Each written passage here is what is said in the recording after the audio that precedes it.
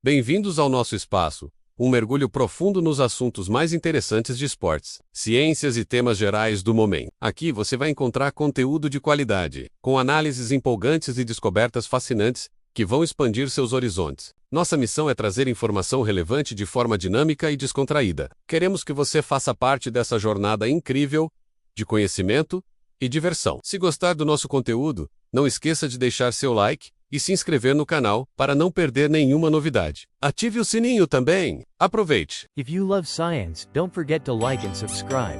We all know that feeling.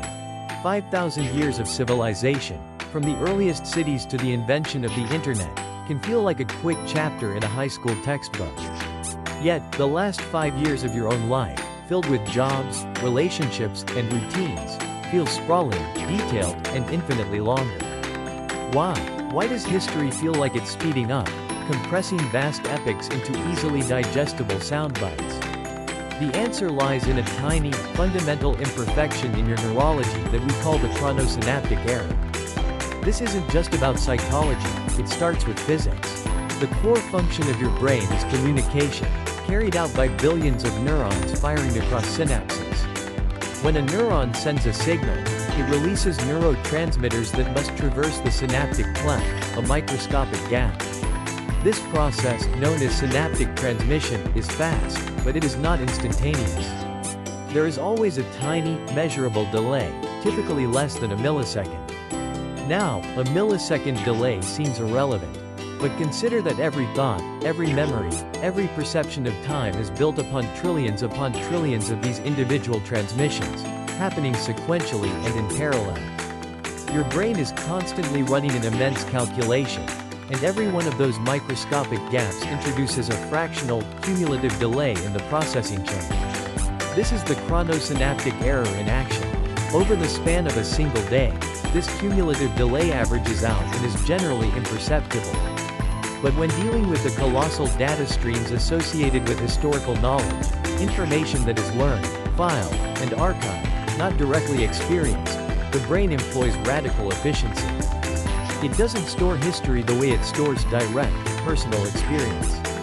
Think of your memory system as having two modes: high-fidelity recording and abstract archival. Direct experience, the smell of coffee this morning, the details of your last vacation, are stored with dense, sensory data. These memories require a high data rate in recall, making them feel temporally rich and long. This is why childhood feels endless.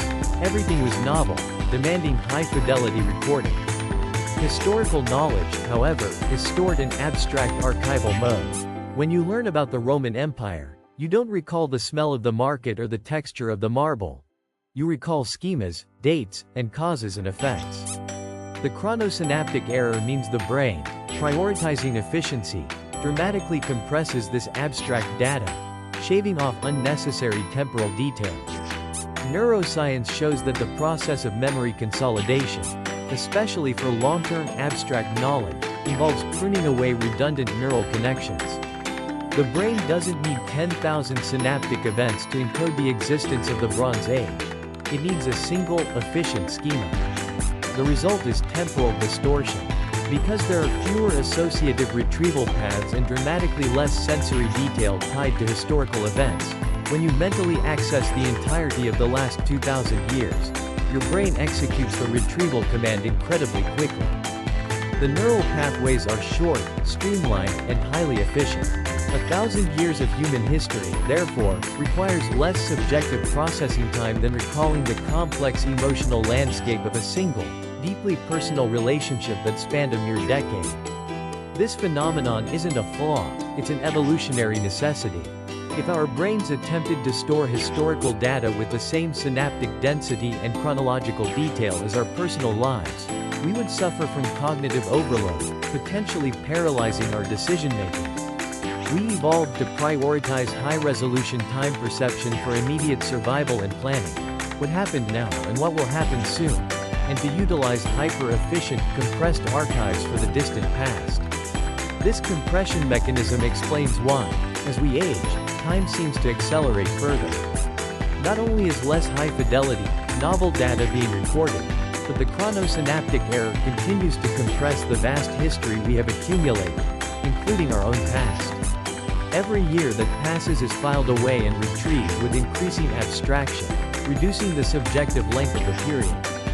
The next time you look at a timeline stretching back thousands of years and feel shocked by how rapidly everything seems to have transpired, remember the chronosynaptic error. It's the brain's elegant, albeit deceptive, filing system, ensuring that while the world marches on in real time, our internal clock is always optimizing, simplifying, and accelerating the flow of history. For more incredible facts like this, don't forget to subscribe and turn on notifications.